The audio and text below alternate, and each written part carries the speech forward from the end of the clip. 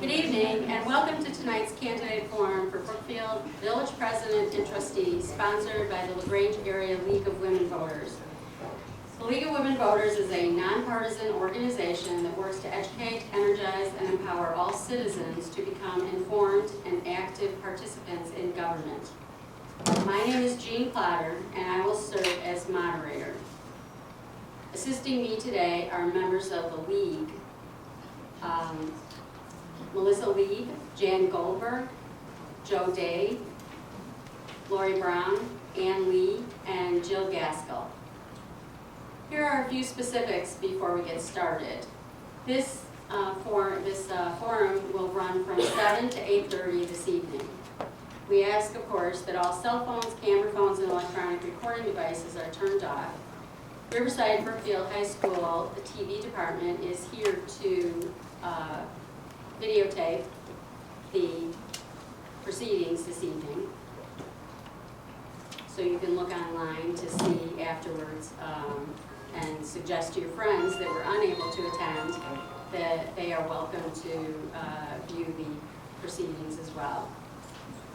We ask that no demonstrations of support or opposition to either the candidates or their positions by the audience be done during the forum. 30 minutes have been allotted for the candidates for village president, after which there will be a 5-minute break so the candidates for village trustee can take their seats. We will end the evening's proceedings at 8:30. Each candidate, both for president and village trustee, will give a 1-minute opening statement and a 1-minute closing statement. Questions have been submitted by residents via our web link, and you can request a note card from a league member that is walking around, standing in the aisles,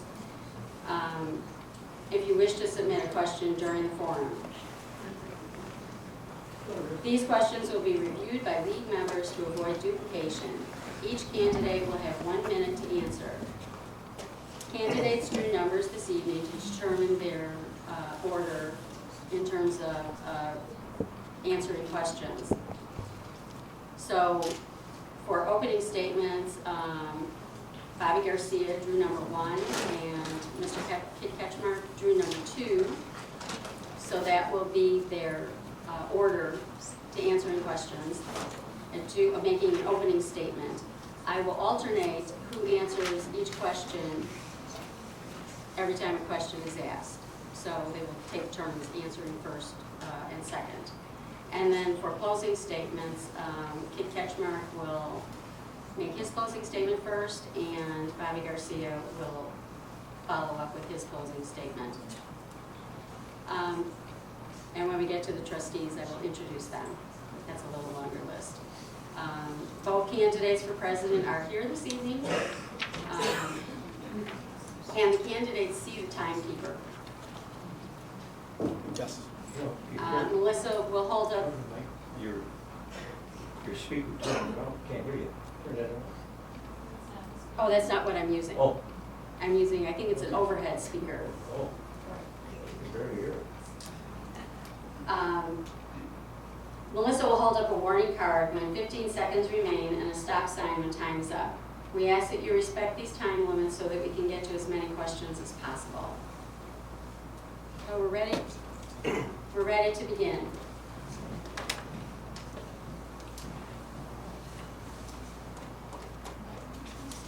Bobby, you'll have 1 minute for an opening statement. Good evening, everyone. Thank you for the League of Women Voters for hosting this event here to help us inform voters here in Brookfield. My name is Bobby Garcia. We formed the Common Sense Party with the idea that we could bring something more to Brookfield, especially in the form of economic development. That is the basis of our platform, is to create more business here. Creating a platform, bringing business here to Brookfield and creating a tax base is important because nothing is going to move forward without it. We will continue to come back to the residents for more tax money if we cannot develop. We feel confident that we will institute a plan that we will put a plan in place that will help to bring more businesses here.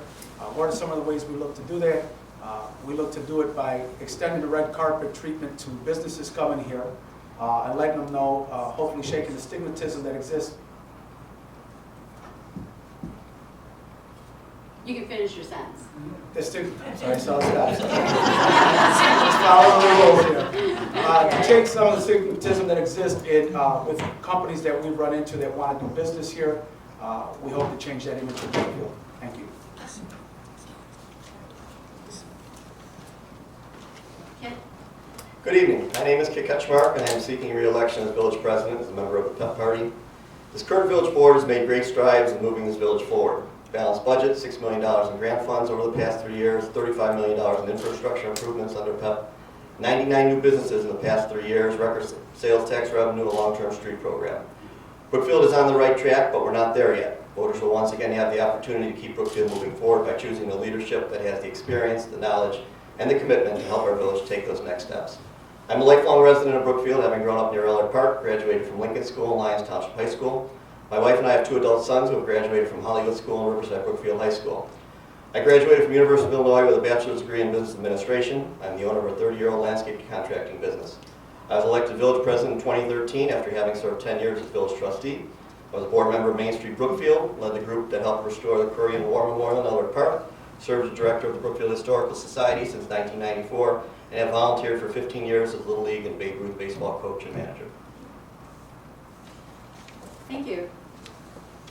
So the first question probably draws a little bit on what both of you have already said, but we had an online question that someone is very interested in knowing what you've been involved in the community, what events do you attend on a regular basis, have you contributed to Brookfield with your time, you know, what commissions are you on for the administrative work of the village. So basically, how have you been involved in Brookfield, and how long have you been doing it? So, Bobby, if you can take that question first. Sure. Well, our time in Brookfield has been short. We're new to Brookfield. We've only been here 3.5 years, going on 4 years.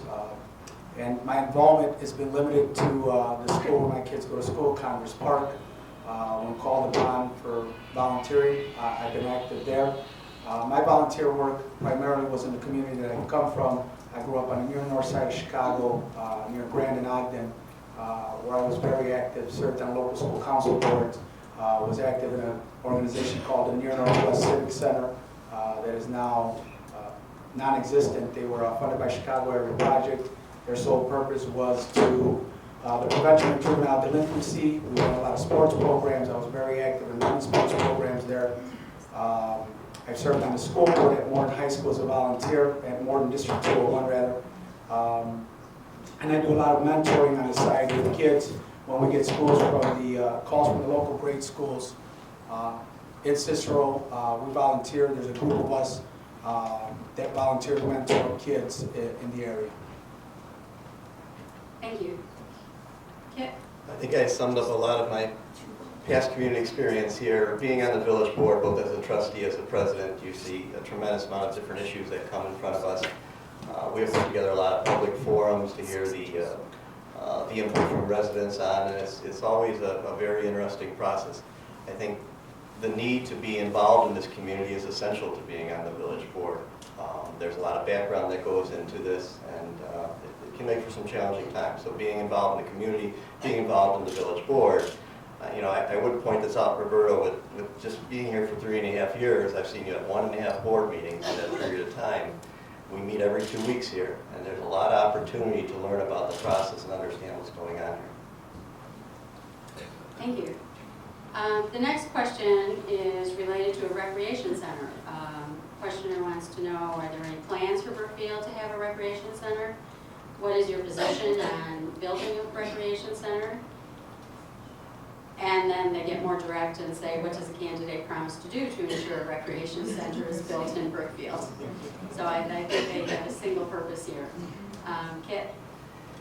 You know, we've had this question come up numerous times in the past. It all comes down to the funding for that. Brookfield does not operate with a recreation per district. We have a recreation department. In in-house. We just passed a street referendum to put us on the right track for improving our streets. A referendum on putting a rec center, that'd be challenging to put through, I think, at this time. What we have tried to do is partner up with the other area facilities. We are working on some agreements with the MAX now for some of our programming over there. We have 3 pools within 5 minutes of Brookfield. I think it's important that we try to partner up with that. We're working on an agreement with RB on that as well. But to come up with the funding on a rec department, as much as we would love to have that, I don't think that is something the residents would support as a tax increase at this time. Thank you. Bobby? I would have to agree. I think the economic state of Brookfield right now and the amount of money that we just approved for street resurfacing and infrastructure, I don't think that, unfortunately, it's not in the cards, but again, we go back to economic development. This is the reason we need to create a tax base in order to fund programs, in order to fund infrastructure. And I think that sometimes, I agree, I've only been here 3.5 years, but sometimes you need a fresh set of eyes and a fresh perspective to look at things outside the box. Sometimes maybe we become complacent in the way we're used to doing things, and it can stagnate progress sometimes. Thank you. Recently, Cook County has adopted a sick time and minimum wage ordinance. Some communities are choosing to opt out of, communities are allowed to opt out of enforcing that ordinance in their community. What would your position be in the Village of Brookfield on that? Bobby? I'm up first. Well, I'll tell you what, while I think that we do need an increase in minimum wage, I also think we need to be very careful on how we approach it. Being a business owner, I can tell you that it's difficult to pay part-timers that wage increase and make the ends meet. We own 2 businesses. One is we have a fast food restaurant in Berwyn. We also own a laundromat here in town. The laundromat is unattended. It's attended by the family, so that's not an issue. But as far as the increase, I think people have to understand that when there's a wage increase, it's going to be passed on to the consumer. There's going to be an increase in the price of goods that you're purchasing. Some of the jobs that they're asking for a wage increase, such as entry-level jobs that are meant for kids as a part-time McDonald-type jobs, I don't know that I could support that increase simply because it's going to, at the end of the day, the consumer's going to feel the pinch with higher prices. Thank you. Okay. It's kind of interesting because we do have this coming before the village board, I think in May.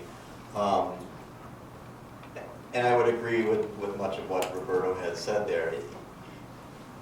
Increasing the minimum wage doesn't just affect those at the minimum wage, it affects the whole scale on up. So even someone making $10 an hour for minimum wage goes up, that affects that person too.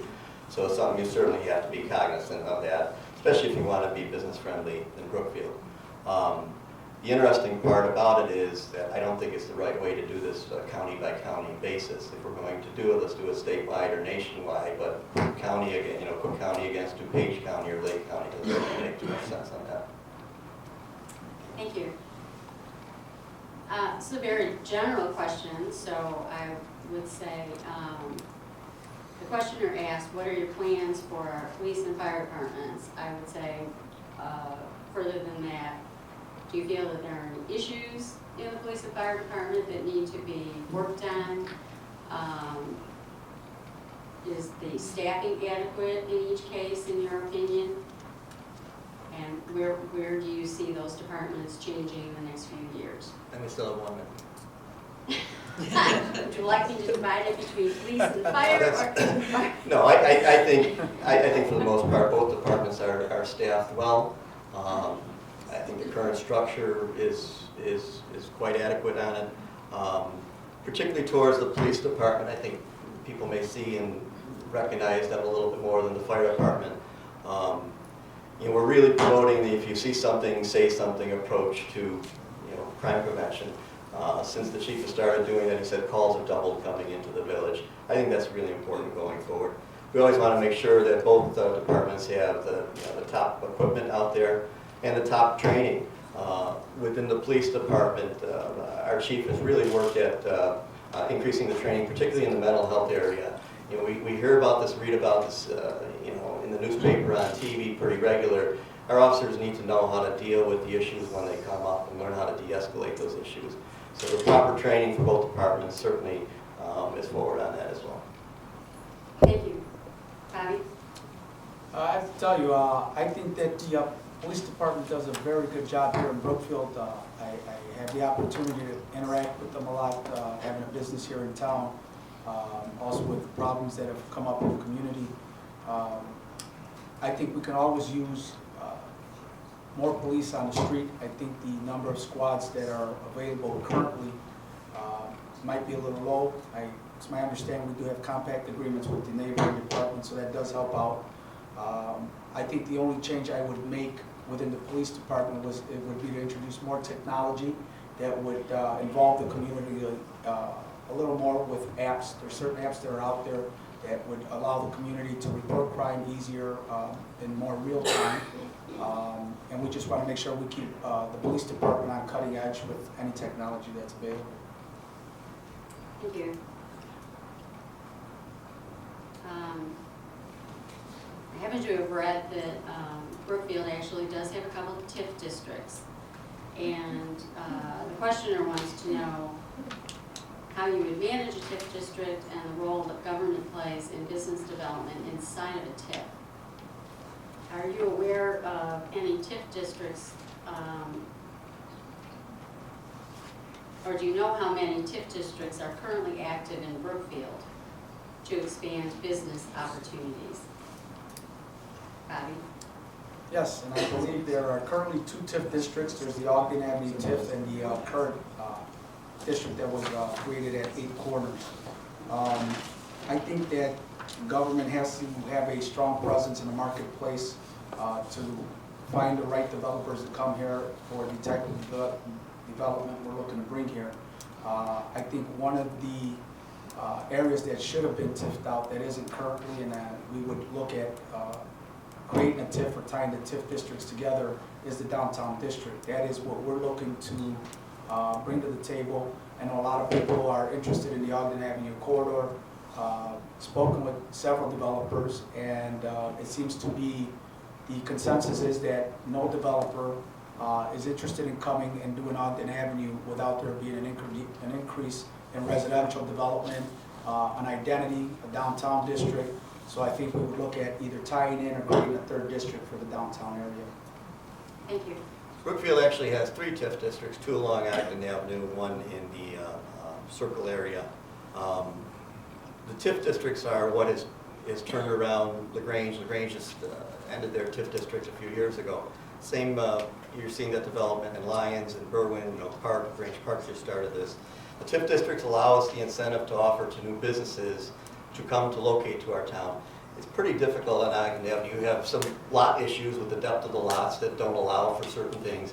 But when you see so many small properties going for $800,000 or be asking $800,000, you're not going to have a developer who's going to see the economic sense in paying $800,000 without an incentive to knock that property down and build something. So the TIFs are going to be key to giving us that incentive to move forward on it. But in general, in terms of government, especially local government, we can't guarantee the success of any business. We can only help them have a chance to succeed. Our role is to reduce the risk that they face, help to streamline the process. The implementation, the economic development director we put in is a key position because that helps guide the development process all the way through. Thank you. Probably be, basically, I know the referendum for the Brookfield Library didn't pass at the last election, but the questioner wants to know, would you vote to approve another referendum try for the Brookfield Library? The village board did not put the referendum forward for the library. So that's not something, I would think the board being a separate taxing body, we would take a position one way or the other on. Okay.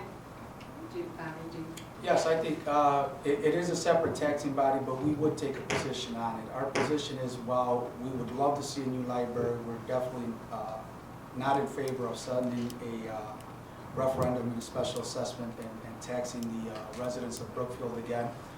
We are in favor of a library. We would look at getting creative with some grants. There's some projects that have been completed out there with grants that weren't just library grants, they were different grants that were tied in together, and we'll get into more specifics down the road. But we need to get creative with the grants that exist from the federal government now, rather than continually going back to the taxpayers, us here in Brookfield, and asking us for more money to fund every project that needs to be done here. Thank you.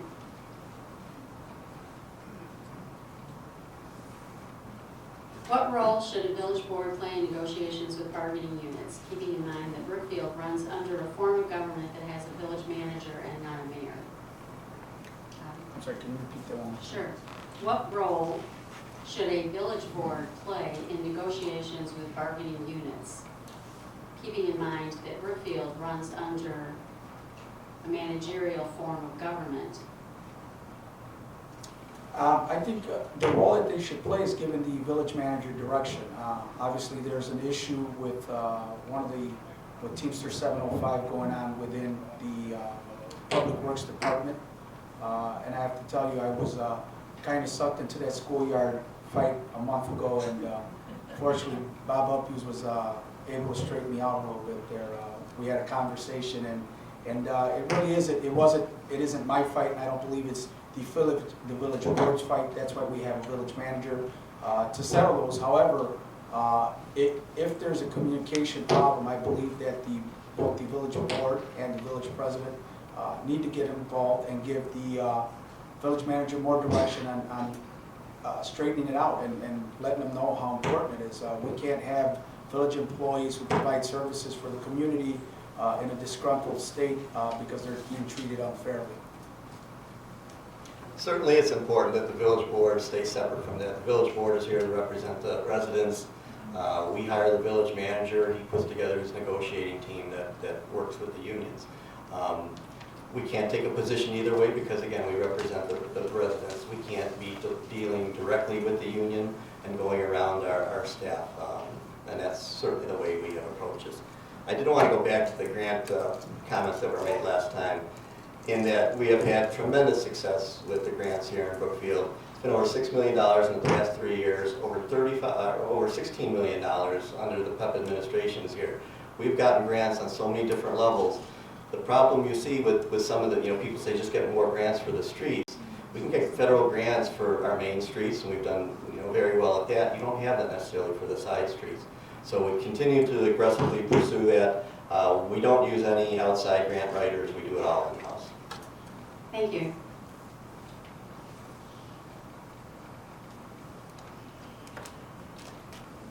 Okay, well, I had a conversation with both of you before, but we both thought it would be a good idea to kind of set the record straight. But the questioner wanted to know if we had a paid fire department, or should we have a paid fire department for all members and not just the on-call members. Their statement is we have volunteers mostly. And then their another question was, should we have a civilian public safety director to oversee police and fire? Okay. To the first part, no, we have a full-time fire department. We have full-time firemen, also full-time paramedics, all under our employment. We don't have contract services there. In terms of the public safety director, that has come up one time before here. The public safety director tends to be a political civilian appointment overseeing the fire and police department. It gets rid of the need, some would say, for the fire chief and the police chief. I don't think that's something we want here in Brookfield. We don't want a civilian overseeing our sworn officers. So no, certainly not something I would push towards on that at all. Thank you. Bobby? I would agree.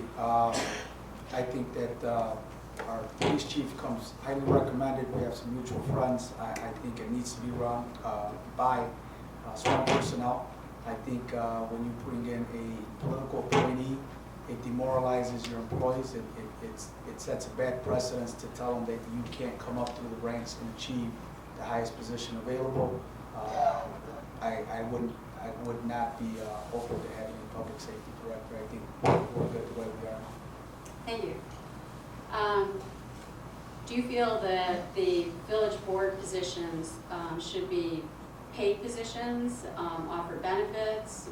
Would having more pay and benefits, would that attract more candidates for the position? Well, you're both running in the current situation, so how would you feel? I'll tell you, I think I gotta be honest with you, I don't even know what the salary is for this position. I know that they receive a small stipend, I believe it's a few $1,000s a year. I don't think the people in this village, at least I'd like to believe that no one here is running because they're looking for a salary. I think it's truly about making change, making Brookfield a better place as a whole. And I would be opposed to putting salaries and making it a competitive political field to do it for the money rather than for the betterment of the community. Okay. I would agree with Roberto on that. My paycheck every month is $610. The village trustees get approximately $300. We see in some neighboring towns, the village president is upwards of $150,000. That's not the way things are set up here in Brookfield. We have a village manager that runs the town on a daily basis.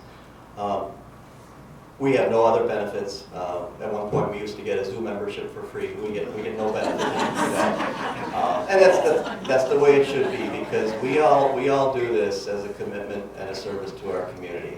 I'm in my 14th year here now, and you know, it's been pretty exciting. I'm very proud to be able to lead the community. But you're giving back to your community the whole time, and that's why you should be involved in things. It's not something you just show up because there's an election. I mean, we have members of our party involved in the community day in, day out, year in, year out, whether there's an election or not. And that's part of being in the community is all about. Thank you. What is your stance on the expansion of video gaming in Brookfield? Do you or any family member have any way that you could potentially benefit financially from expanding gaming in Brookfield? No, we've curtailed the expansion of the video gambling in Brookfield. We had a lot of people coming forward, including Roberto. When I met with Roberto early on, you know, to bring video gambling and the associated liquor license to the laundromat. There's a lot of push for these storefront type casinos. We don't want that here. Some say that you stand in the way of bringing business. That's not the kind of business we want in town. The Bettys, the Dotties you see around, those are storefront casinos. We have video gambling in town at our you know, some of our restaurants, some of our local bars. I think that's acceptable, but to simply have a storefront where you can put video gambling machines in, that's not a good image for our village. It's the same thing we did with the elimination of the 4 a.m. liquor licenses. When we did that, we increased the image of Brookfield. We got rid of those 4 a.m. liquor licenses, we reduced late night crime by 80%. That's important. It's also important that Brookfield is no longer known as the last call in the neighborhood too. Thank you. Bonnie? Yes. Yes, Kit's right. I did, there was a time I came to see him and Keith about the expansion of my laundromat in conjunction with a gaming cafe. I like to think outside the box. I thought it would have been a great marriage. You know, come throw a load of laundry and you have a half hour to kill.